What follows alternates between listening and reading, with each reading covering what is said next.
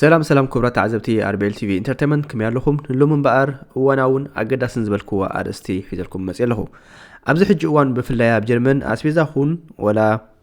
ነዳዲ ጥርዝ በፂሑም ዘሎ ኩላትና ተዓዚብና ኣለና ኣብዚ ሕጂ እዋን በአር ከምዚ ኣብ ማዕከን ዜና ታገሻው ትሪዎ ዘለኹም እዚያ ናይ ሚኒስተር ፕሬዚደንቲን ናይ ሜክለንቦርግ ፎርፖመን ማኑዌላ ሽቬዚክ ከም ትበለቶ ማለት እዩ ሓደ አገዳሲ ጻውዒት ተዛረባላ ወይ ካብ በርሊን ከም ትዝበለቶ ካብ በርሊን ኣብ ዘውፅኦቶ ጸብጻብ ቁልጡፍ ረዲኤት ክወሃብ ትጽዋዓላ ናይ ምንታይ ቁልጡፍ ጻውዒት ተልና ድማ ነዳዲ ሰብ ይበሳጨሎ ምክንያቱ እቲ ሜቨርሽተያ ክጎድል ኣለዎ ትብላላ ከምኡ እውን ናይ ኣስቤዛ ማለት እዩ ስለዚ እቲ ሰብ ነዊሕ እዋን ህዝቢ ጀርመን ንወሰኽ ዋጋታት ክጻወሩ ካብ ዝግደዱ ነዊሕ ዓመታት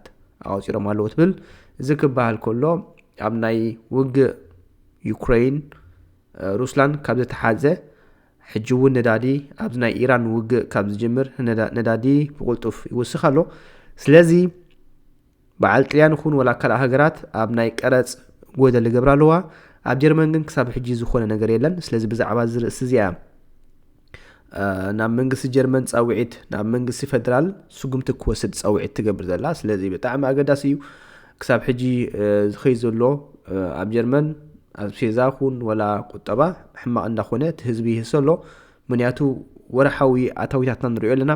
እቲ ነውፅኦ ዘለና ኣስቤዛ ድማ ብዙሕ እዩ ብፍላይ እቶም ነዳዲ ነዊሕ ትጓዓዙ ከምኡ እውን ትካላት ዘለኩም ማዕረኽነይ ትሰዩ ኣለኹም ኣብዚ ሕጂ እዋን ንሪኦ ኣለና ኣብ ኩናት ዩክሬን ናይ ሩስያ ዝነበረ ማዕረኽንደይ ናይ ጋዝ ወሲኹ ናይ ሽትሮም ማለት እዩ ናይ ኤሌክትሪክ ሕጂ እውን ናይ ነዳዲ ብጣዕሚ ሕማቕ ኣሎ ስለዚ ብዛዕባኡ ክንርኢና ሓንቲ ርእስላ ክንዛረበላ ዘለና ንኣብነት ንስማዕ እያ Frau Schwesig, die AfD schlägt vor, die Import aus Russland von Öl und Gas wieder zu aktivieren. Wie sehen Sie das? Wollen Sie... እዚኣ ኣገዳሲት ኣርእስቲ እያ እዞም ኣይኤፍቲ ኩሉ ግዜ ምስ በዓል ሩስላን ሞስኮ ዝኾነ ርክባት ኩልዎም ካብ ዝደልዩ ሰልፊ እዮም ስለዚ ስልጣን ስለዘይብሎም ግን ዝኾነ ነገር ክገብሩ ኣይክእሉን እዮም ምክንያቱ ጀርመን ብናይ ሲዲኡ ሲኤስኡ ኤስፒዲ እያ ትመሓድር ዘላ ምክንያቱ ፍሪድሪሽ ሜርስ ምስ ኤስፒዲ ልፍንቲ ገይሮም ሲኤስኡ ኩሎም ብሓንሳብ ይመሓድሩ ኣለዉ ጀርመን ማለት እዩ ስለዚ ዝኾነ ኣይኤፍቲ ሓሳብ ዝህብዎ ተቐባልነት ክልዎ ዘለዎ ትኽእሎ ብዙሕ የለን ግን ኣይኤፍቲ ዕላምኦም እንታይ ኩሉ ግዜ ምስ ናይ ሞስኮ ምስ ሩስያ ምስ ፑቲን ዝምድና ክገብሩ ናይ ኦይል ይኹን ናይ ጋዝ ካልኣይ ግዜ ኣክቲቪረን ክገብርዎ ይምኽሩ ቅድሚ ሕጂ ብከምኡ ምክንያት እዩ ቁጠባ ናይ ጀርመን ፅቡቅ ነይሩ ናይ ብፍላይ ናይ ሽትሮም ይኹን ናይ ኦይል ኣብዚ ሕጂ እዋን ግን ትሪዎ ኣለኹም ካብ ናይ ዩክሬን ኩናት ናይ ሩስያ ዝጅምር እቲ ናይ ሽትሮም ብጣዕሚ ዕዳጋ ከቢሩ ስለዚ ብጣዕሚ ኤሮጳ ኣብ ሓደጋ ከም ዘላ ንሪኢ ኣለና ማለት እዩ እንታይ ክንገብር ከም ንኽእል እቲ ሓሳብ ክንከፍቶ ኣለና ዶ ዝብል ሓሳብ ናይ ኤፍዲ እንታይ ሓሳብ ኣለትኪ ምስ ተባሃለት ወላ ሓንቲ ተቐባልነት ከም ዘይብሉ እያ ተዛሪባ ማለት እዩ ስለዚ እቲ ኩሉ ቪድዮ ክስማዓኩም ኣይክእልን እየ ናይ ኮፒራይት ፀገም ማለት እዩ ቀሲልኩም ግን ክትካተሉ ትኽእሉ ኢኹም እንታይ እያ ትብል ዘላ እዛ ሚኒስተር እዚኣ ትብል ዘላ ዋጋ ፀዓት ካብ ምጅማር ኩናት ኢራን ጀሚሩ ኣዝዩ ወሲኹላ እያ ትብል ዘላ ኣብ ልዕሊ ተጠቀምትን ቁጠባ ሳዕቤን ኣስዒቡ ትብላ ስለዚ እዛ ሚኒስተር እዚኣ ማኑዌላ ማለት እዩ ካብ በርሊን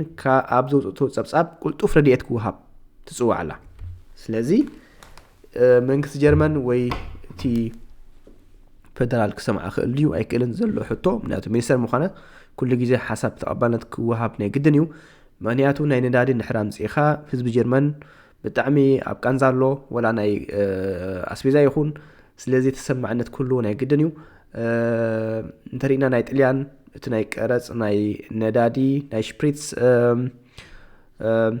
ዝኾነ ነዳዲ ዝኽፈል ብላዕሊ ቀረፅ ኣጉዲሎም ኣለዉ ጀርመን እውን ከምኡ ክትግበር ክትግደድ ኣለዋ እያ ትብል ዘላ ብመፅር እቲ ወሰኽ ጾር ዋጋታት ፀዓት ሚኒስተር ፕሬዚደንት ሜክለንቦርግ ከም ትብለቶ መንግስቲ ፌደራል ስጉምቲ ክወስድ ፀዊዓ ኣላ እታ ፖለቲከኛ ኣበል ኤስፒዲኣ ኣብቲ ካብ በርሊን ዝወፀ ፀብጻብ ቁጠባዊ ሳዕቤናት ኩናት ኢራን ጥራይ ክንጽበ ኣይንኽእልን ኢላ ስለዚ ቻንስለር ፀረ ስጉምታት ክወስድ ኣለዎ ስለዚ እንድሕር እቲ ቁጠባ ይወስኽ እንተሎ ኮይኑ ወይ እቲ ዋጋ ነዳዲ እንድሕር ወሲኹ ስለዚ እዚ ኩናት እዚ ናይ ህዝቢ ኩናት ኣይኮነን ስለዚ ገለ ክገብር ክኽእል ኣለዎ እቲ መንግስቲ ቀረፅ ቅድሚ ሕጂ ኣብ ኩል ነፍሲ ወከፍ ኣብ ጀርመን ኣሎ ኣብ ናይ ኣስቤዛ ይኹን ወላ ኣብ ዝተፈላለየ ገለ ክገብር ክኽእል ኣለዎ ተዘይኮይኑ እቲ ህዝቢ ክህሰ እዩ እያ ትብዘላ ብፍላይ ኣብ ነዳዲ ማለት እዩ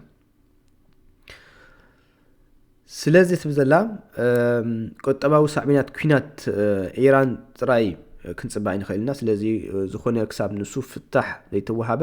እቲ ህዝቢ ሲኢልካ ክድሰቕ ኣይኮነን ስለዚ እቲ ዝብላዕሊ ዝኽፈል ናይ ሜበሽተያ ክውድር ኣለዋ ትብዘላ ስለዚ ቻንስለር ፀረ ስጉምታት ክወስድ ኣለዎ ኣብዚ ሕጂ እዋን መንግስታት ፌደራልን ክልላትን እቲ ኣገዳሲ ዕላማ ቁጠባ ምርግጋእ ስራሕ ወሓስን ምዃኑ ገሊፃ ስለዚ እዚ ኩናት እዚ ናይ ህዝቢ ይኮነን ስለዚ እቲ ቁጠባ ይውስኽ ኣሎ ወይ እቲ ዋጋ ናይ ነዳዲ ይውስኽ ኣሎ እዚ መንግስቲ እዚ ገለ ክገብር ኣለዎ ብፍላይ ዋጋ ነዳዲ ክጎድል ተጣቢቓ ብቁልጡፍ ክኸውን ኣለዎ ዋጋ ነዳዲ ሕጂ ክወርድ ኣለዎ እቲ ልዑል ወፃኢታት ነጋዶ እዞም ሃንድቨርከ ዝበሃሉ ቤከማይስተ ከምኡውን ናይ ፍሌገ ክሬፍተ ምክንያቱ ብዙሕ ነዳዲ ዘውፅኡ ኣለዉ ንሳቶምስ ከመይ ገይሮም ዳ ክሰርሑ ክእሉ ነዳዲ ሲ ማዕርኽ ነዚ ንሕ ወሲኹ ሲ ከመይ ገይሮም ክሰርሑ ክእሉ ስለዚ እንተወሓደ ሲ እቲ ብላዕሊ ዝኽፈል ቀረፅ ንመንግስቲ ንሱ ክጠፍእ ኣለዎ እቲ ዋጋ ድሓር ይጎድል ማለት እዩ ስለዚ እቶም ካብ ዝተፈላለዩ ተጓዒዞም ዝመፁ ንኣብነት ንስኻ ሲ መኪና ኣለካ ካብዚ ናይ ሰዓት ተጓዒዝካ እንድሕር ትሰርሕ ኮንካ ሲ መክሰብ ይብልካን ማለት እዩ ወላ እቲ ኣርባዕተ ገበር ወላ እንተኸፈልልካ ንሱ እውን ክህሰ እዩ ስለዚ ኣብ መወዳእታ ፀገም ክፍጠር እዩ እታ ሚኒስተር ቀፂላ ኣብ መግቢ እውን ምክንያቱ ኣብዚ ሕጂ እዋን ቁጠባ ሕማቕ ኣሎ ስለዚ ወላ ኣብ መግቢ እውን እቲ መቤሽቶያ ሰንከን ክግበር ኣለዋ ትብላ ኣብ ታሕቲ እንተሪእናዮ ቀሲልኩም ተንብቦ መቤሽቶያ ፊዮ ሌበንሽሜትል ኣብ ሰንከን ትብላ ስለዚ ሕጂ ኣገዳሲ ርእሲ እዩ ብፍላይ ኣብ ጀርመን ሰሪሕካ ቀረፅ ትኸፍል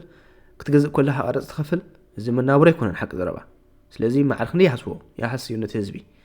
ኣብ ዝኸድካዮ ቀረፅ ትኸፍል ስለዚ ገለስ ክገብር ክኽእል ኣለዎ እያ ትበሃል ዘላ ማለት እዩ ትብል ዘላ ማኑዌላ ትብል ዘላ ብሰንኪ ኩናት ኢራን ምዕፃው መፃቦ ሆርሞዝን ንቁጠባ ዓለም ወሳኒ ዝኾነ ዋጋታት ነዳድን ጋዝን ኣብ ዝሓለፈ ሰሙናት ኣዝዩ ወሲኹ ኣብ ጀርመን ኣብ ዝቁፅሉ ኣወርሕ ዋጋታት ንብረት ዳግማይ ክውስኽ ምዃኑ ክኢላታት ቁጠባ ይግምቱ እዞም ክኢላታት ቁጠባ ጀርመን ሲ ሕጂ እውን እቲ ኩነታት ሰላም ስለ ዘይኮነ ዘሎ እቲ ናይ ኣስቤዛን ናይ ነዳድን ወላ ዝተፈላለዩ ነገር ማለት እዩ ክውስኽ ከም ዝኽእል እዮም ዛረቡ ዘለዉ ብፍላይ ናይ ኣስቤዛ ማለት እዩ ስለዚ እቲ መንግስቲ ገለ ክገብር ክኽእል ኣለዎ ተዘይኮይኑ እቲ ህዝቢ ክህሰ ከም ዝኽእል እዩ ትዘረባ ዘሎ ማለት እዩ ቤት ፅሕፈት ስታቲክስ ፌደራልን ንፈለማ እዋን ንመጋቢት ዝሃቦ ግምት ሶኒ ክዝርግሕ እዩ ፅባሕ ሶኒ ማለት እዩ ኣብ መግቢ ዝኽፈል ሜበሽተያ እንተዝወረድ ቁኑዕ ምኾነ ትብል ይኹን እምበር ብመፃዕቲ ኣብ ልዕሊ ኩሉ እቲ ግብሪ ምውሳኽ ቁኑዕ ኣይ ምኾናን ንኩሉ ትሑትን ማእከላይን እቶት ዘለዎ ሰብ ፍጹም ረድኤት የለና እዩ ትብል ህዝቢ ጀርመን ንወሰኽ ዋጋታት ክፃወሩ ካብ ዝግደዱ ነዊሕ ዓመታት ተቆፂሮም ኣለዉ እዚ ማለት ካብ ኩናት ዩክሬን ሩስያ ጀሚሩ ማለት እዩ ምክንያቱ ካብ ሞስኮ ቅድሚ ሕጂ ዝመፅእ ነበረ ናይ ኦይል ጋዝ ዛትስዋይ ኣብ ጀርመን ዋጋ ሕሱር ነይሩ ናይ ጋዝ ይኹን ናይ ኤሌክትሪክ ኣብዚ ሕጂ እዋን ግን ፑቲን ስለ ዝዓፅኦ ትስምዕ ስለዘየለ እቲ ናይ ሽትሮም ክኽብር ክኽኢሉ ማለት እዩ ስለዚ ዛትስዋይ እዞም ኣይኤፍዲ ከዓ ዳግማይ ኣክቲቪርን ክንገብሮ ሲ ምስኦም ክንሰማዕ ከመይ ይመስለኩም ምስ ተባሃሉ ይነፅግቡ ኣለዉ ንሳቶም ድማ ሕጂ ከዓ ናይ ኢራን ኩናት መፅኡ ኢራን ድማ ናይ ነዳዲ ጉዳይ እዩ ነዳዲ ድማ ከቢሩ ኣሎ እዚ ናይ ነዳዲ ሕብረት ኤውሮጳ ከመይ ክትሪኦ ንዑ ምልከት ዝተፈላለየ ሃገራት ግን ነናተን ውሳነ ይህባልዋ ህዝበን መታን ከይህሰያ ገሊአን እቲ ናይ ብላዕሊ ዝኽፈል ናይ ቀረፅ የጥፍኡ ኣለዋ 19% ክኸውን ይኽእል ጀርመን ድማ እቲ ሓሳብ ክሳብ ሕጂ ኣይገበረቶን ግን ኣብ ዝርብ ኣሎ ስለዚ እቲ ሓሳብ ናይዛ ሚኒስተር እዛ ናይ ሜክለንቦርግ ፎርፖመን ማኑዌላ ሽቬዚክ ትበለቶ ብጣዕሚ ኣገዳሲ ኣርእስቲ እዩ እቲ ፌደራል ድማ ክሰምዓ ተስፋ ነገብር ተዘይኮይኑ ግን እቲ ናይ ነዳዲ ንሰብ ማዕረኽ እንዲ ሓሲቦ ከም ዘሎ ነፍሲ ወከፍና ኣብ ስራሕ ንሰምዖ ኣለና ሕጂ ገሊኦም ሰዓት ፍርቂ ሰዓት ስራሕ ዝመፁ ኤስሎን ስሽኒሽ ሶ ኣርባይተን ብልኻ ምክንያቱ በዓል ጀርመን ንፈልጦም ኢና ገሊኦም ብርገር ገብሉ ወስዱ ገሊኦም ሰርሑ ኣብ መወዳእታ ደረጃ ዘሰይም ይኹን ማለት ገንዘብ ሽዑ እንታይ ብለካ ሓደ ሰብ ሰሪሕካ ትርጉም የብሉን ስለዚ እዚ ክኸውን ንሕ ኮይኑ ድማ እቲ ሰብ ካይማርር ወይ ካብ ጀርመን ካይወፅእ መታን እቲ መንግስቲ ገለ ክገብር ክኽኣሎ ነቲ ህዝቡ ረድኤት ክገብረሉ ስለዚ እቲ ኣቕሪባቶ ዘላ ጉዳይ እዛ ሚኒስተር እዚኣ ኣብ ናይ ጉዳይ ቁጠባን ኣብ ናይ ጉዳይ ምግብን ኣብ ናይ ጉዳይ ኣስቢዛን ኣብ ናይ ጉዳይ ነዳድን እዚ መንግስቲ እዚ ቅልጡፍ ረድኤት ገይሩ ነቲ ህዝቡ ክርዳኣሉ እያ ትፅውዕ ዘላ ኣገዳሲ ርእስቲ ኮይኑ ስማዓኒ ስለዚ ኣስፋያ ናባኹም ኣቕሪበዮ ፈቲሕሞ ትኹን ተስፋ ገብር ኣብ ኮመንት ሓሳብኩም ኣቕርቡ ወይ ፀሓፉ ረድኤትኩም ከመይ ይመስል እንታይ ናበይ ንኸይድ ኣለና ምክንያቱ ጉዳይ ናይ ዩክሬን ሩስያ ዝነበረ ማዕረኽና ይፀልዩና ኣሎ ሕጂ ድማ ናይ ኢራን ማዕረኽና ይፀልዩና ኣሎ ስለዚ ንረኣዮ ብኸመይ መልክዕካ ክንዕወተሉ ንኽእል ኣብ ሂወትና በዓልና ዘዝመፀ ክንምክቶ ኣለና ተዘይኮይኑ ዘዝመፀ ሂወትና ክርምስ ዕድል ኣይናሃብ ንሕና እውን መዋፅኦ ኣብ ሂወትና ክንደሊ ክንክእል ኣለና ከመይ ገና ክንዕወት ማለት እዩ ስለዚ ተስፋ ገብር ናይ ነዳዲ እቲ ናይ ሜበሽተያ ገለ ከጉድሉ ንሱ ጥራይ ዘይኮነ ናይ መግቢ እውን ገለታት ምጉዳል ክርአ ተስፋ ገብር ተዘይኮይኑ ግን ሓቢርካ ምምካት እዩ ምስ ሰብካ ፀበባ ዳርጋ ፀባ ኢሎሞ ስለዚ ናይ ሎም መደብ ነዚ ይመስል ክሳብ በኸለ መደብ ንራኸብ ሰላም ወስናይ ቻው ቻው